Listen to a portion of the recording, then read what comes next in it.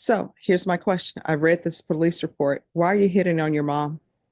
Your Honor, it was honestly, she assaulted my dad and I kind of acted on fear. She looked Judge Boyd in the eye and claimed she beat her mother out of fear and protection. Facing up to 10 years for a third-degree felony, this defendant tried to rewrite history to save her own skin, painting herself as the victim. Watch closely for the moment the police report exposes her lies and the shocking discovery about her background that forces the judge to ban her from the healthcare industry.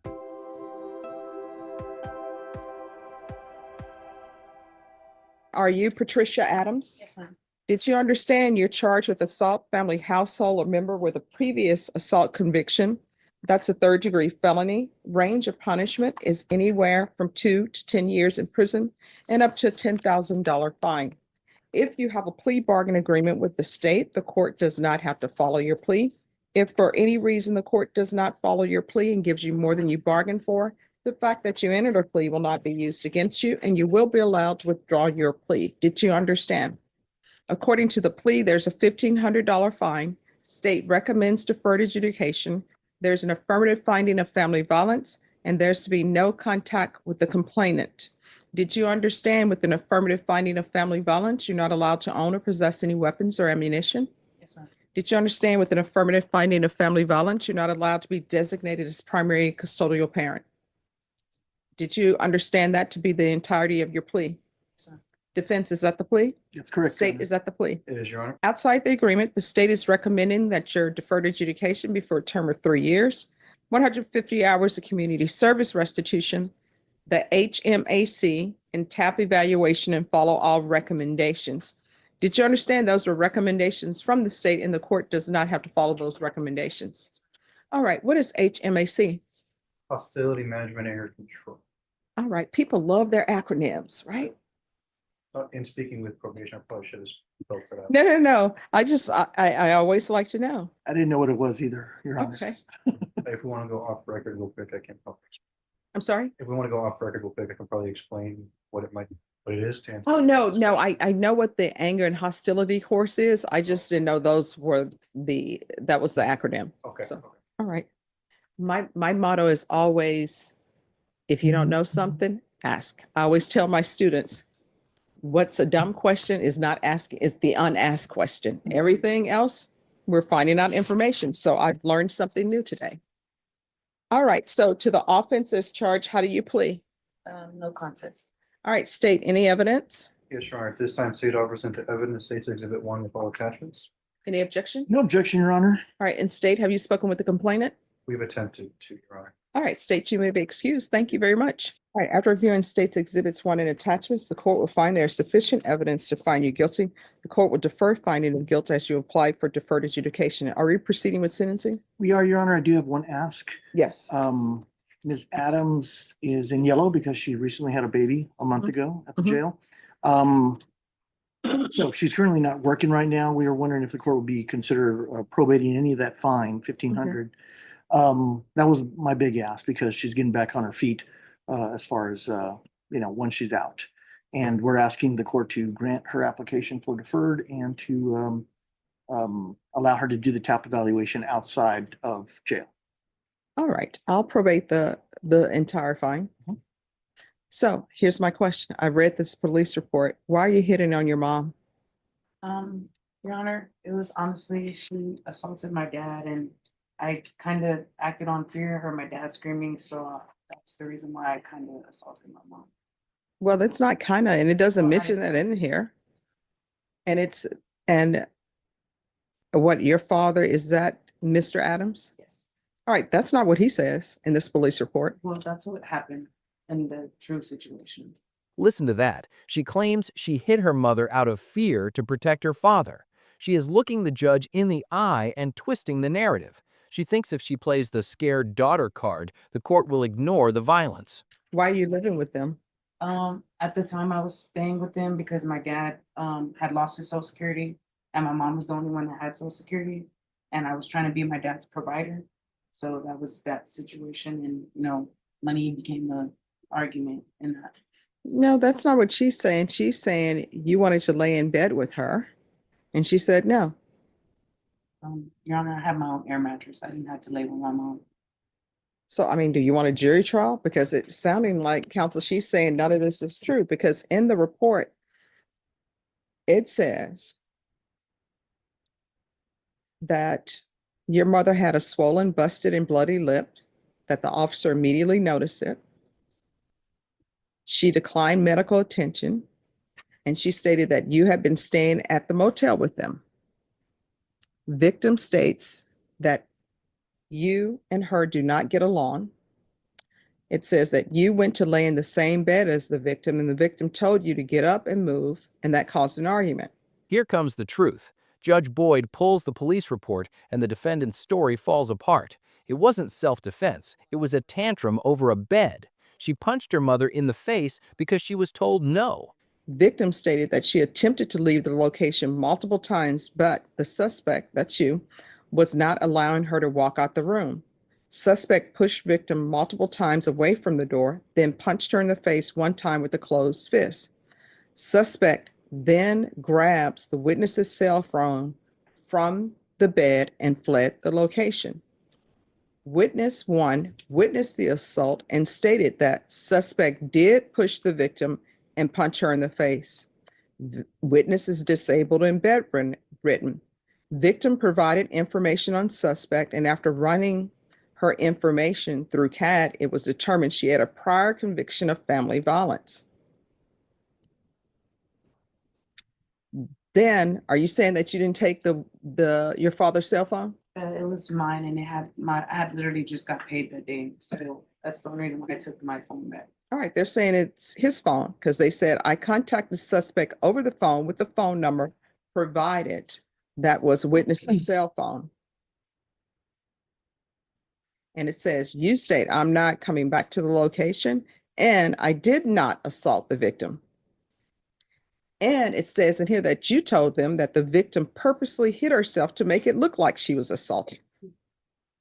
And now you're telling me something different. I didn't call on saying that she hit herself. I admitted to the police officer on the phone that I did assault. No, that's not what this says, unless you're telling me the police officer just like, let me make something up in this story and put in here that she said she never hit her and that the victim hit themselves. Judge, I've had extensive conversations with Ms. Adams about the particular situation. And while there's some dispute about the factual situation, overall, what it boils down to, and Ms. Adams agrees, is that she did hit her mother. That did occur. Circumstances around it are a little fluid, but overall, she does want the court to proceed with deferred adjudication. And she believes she can be quite successful on deferred. How old is your mother? She was born in 75. All right, how old are you? 25. You shouldn't be hitting on your parents. You shouldn't be hitting on anyone. And honestly, because you have a previous conviction for assault, I don't even know why you should be trusted around children, honestly, because it appears that you have a temper. And that hasn't been sufficiently addressed because you're here for another assault. And it's another family assault. State, you wanted to add something because you came up? I did want to add that we're just requesting that the evaluation is recommended by the state be actually done in custody. Okay. All right. Is there anything else? Judge, we would just ask to have the evaluation done out of custody. When's the last time you had employment? During my around this time, the incident, Doing what? my father's providing bill. It was for women. This is the most terrifying part. This woman, who beats her mother over a mattress, admits she worked in home health care. She was paid to be alone with vulnerable people. Judge Boyd realizes immediately this cannot continue. All right, I can tell you right now, I don't allow people to be home health care providers for family members. Well, I was looking for employment at fast food, honestly. Well, no. We start with what were you doing? And you said you were doing home health care providing work for your father. I don't allow this in this court. And to me, the home health care business is becoming akin to when we first started practicing, everybody was working at West Telemarketing. Now, home health care provider is West Telemarketing for felons. I don't allow people who are on felony probation to be home health care providers. They need to get a job. And home health care providers need to quit just looking at the bottom dollar where they're making a lot of money. Then they just hire random people to come in and watch people. Oh, you can watch them and we'll pay you $10 an hour. And then other things ended up happening. There's no way you should be in charge of caring for anybody because you have a temper that you cannot control. Judge Boyd calls the industry telemarketing for felons. She refuses to let the healthcare system become a hiding place for violent offenders. She isn't just sentencing the defendant, she is stripping away her ability to work in that field. And how many children do you have? Three, And- 3 living children, I'm sorry? 3 living children. All right. And what are their ages? I have a 4-year-old, a 2-year, well, a 1-year-old, and then a 1-month-old. And who are they with now? Right now they're with dad's custody. All right. What does that mean they're in dad's custody? Was there a hearing? He has legal custody, or you're just like, hey, I'm going to jail. Here you go. Well, he's on the birth certificate and I'm incarcerated, so they stay with him and his mom due to my living situation with my mom. All right. So that tells me that the grandmother's taking care of these children. I don't know why people continue to have children and then they want somebody else to take care of them. But I guarantee you, when these children graduate, when these children ended up being famous for whatever they've done, the parents who did not really care for them, they're going to be telling everybody on the planet, that's my baby. And you know what? Those children should say, no, I'm not. You didn't raise me. So in this court, you're not going to be allowed to be a home health care provider. All right, this is what the court is going to do. There's a $1,500 fine. That will be probated. 4 years deferred adjudication. Affirmative finding of family violence.